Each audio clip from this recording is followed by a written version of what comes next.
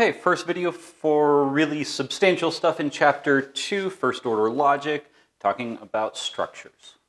So, as we saw when dealing with propositional logic, we had structures that basically focused on the semantics. There, everything was about truth values. Here, structures are more fine-grained. They're about the objects and elements that we are referring to, and from those we can still build up truth values. And once you get to the point where you're talking about truth values, of course, we repeat a kind of semantic development that is very much like propositional logic. But so to start with, right, we're going to take here's an example structure. So to illustrate how structures work, it is a tuple, a list, so to speak, of a set. Right, the first thing that we write in the list is always some set, which we call the domain, and all of the other things in the structure will, in some sense, use that domain, in some sense, we'll talk about that domain. Now, in this example, my domain is the set of natural numbers. We can have what comes next in the list is a bunch of constants taken from the set, operations that operate on the set. So an operation, by the way, is something that has, its arguments taken from the domain and outputs an element in the domain. So that's what an operation is. So if you think about plus as an operation, you can take two natural numbers, plus them together, and it returns to you a natural number. So, right, now this is a two-place operation, right? You take two natural numbers, add them, return a natural number. You can also just have functions, right? You input a single natural number and it outputs a single natural number. So that's an acceptable operation as well. You can also have many variable functions, which will also count as n-ary operations.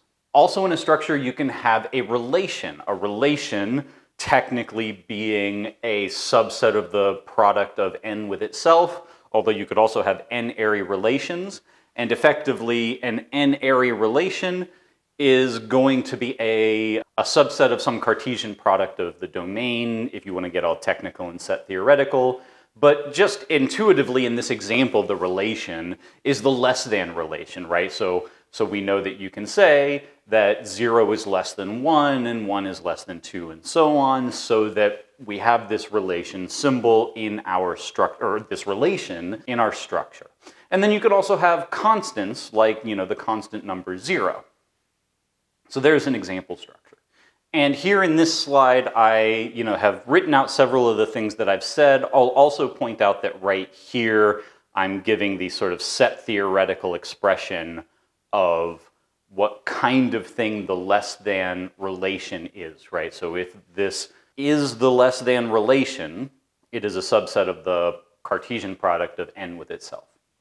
Okay, but having expressed things that way, and that is all technically correct, but if we just the relation or the function or the constant into the structure with no distinction, no real distinction between the symbol that represents the object, right, whether it's a function or a relation or a constant, versus the thing that the symbol denotes, right? So take, for instance, right, when we were talking about plus, if we're just saying that plus operation is a part of the structure, and we are, but writing it that way doesn't really allow us to talk about, in a very easy way, doesn't allow us to talk about the symbols that are in the language. So let's, generally present a structure on a language, right? And keep in mind that we're going to say L is our symbol set. So we're going to say that L is the set of all the function, relation, and constant symbols. So these are just the symbols that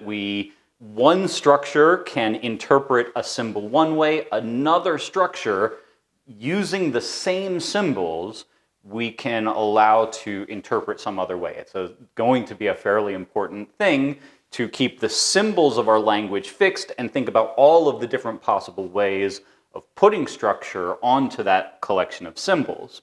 So because we're going to do it this way, then when we write a structure, we are going to give it a domain. That's the first element of this tuple. We'll write out the symbol for an operation. And to express that we are talking about the operation that this structure gives to that symbol, we will write F superscript calligraphic A, of course, being the structure in question. So F is the symbol, F to the A is the operation or function that this particular structure gives to the symbol, right? So in this structure, F will represent whatever operation we put here.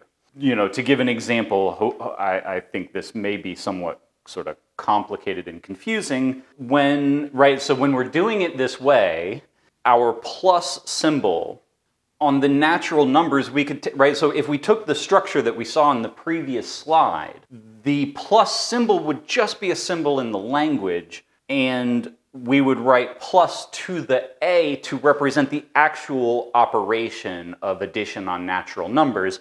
And so kind of the gain that we have from distinguishing the symbol from the thing that the symbol denotes is that we could also take some other structure like B, and it would be on the domain of real numbers with the plus symbol and so on.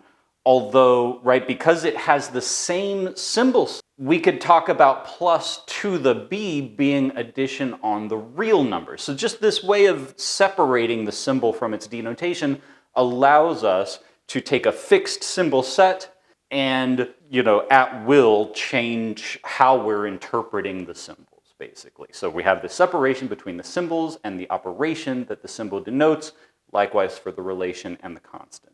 So here I'm writing the example from before in the notation that we will prefer. Okay, let's now distinguish between the logical and the extralogical symbols of the language. This set L that we've already talked about, containing the function symbols, the relation symbols, and the constant symbols, that's the set of all extralogical symbols. The logical symbols are pretty much everything else, especially conjunction, disjunction, negation, and the quantifiers as we will introduce them later on. So this is a bit of a conversation about syntax. This whole thing is a little bit funny because it's often nice to kind of keep separate your semantics and your syntax. And we've been talking about structure, which is the part of the semantic part, but it's really hard, especially in this setting, to talk about it without also talking about the syntax, the symbols that will express the semantics anyway. So we call the conjunction, disjunction, negation, and quantifiers the logical symbols, in particular because they are these sort of more abstract things, right? They are more about the reasoning about no particular element, reasoning in the abstract, right? Not with the particulars. Whereas the extralogical symbols are sort of more specific to a particular language and a particular sort of domain of conversation. So that's why we have this distinction.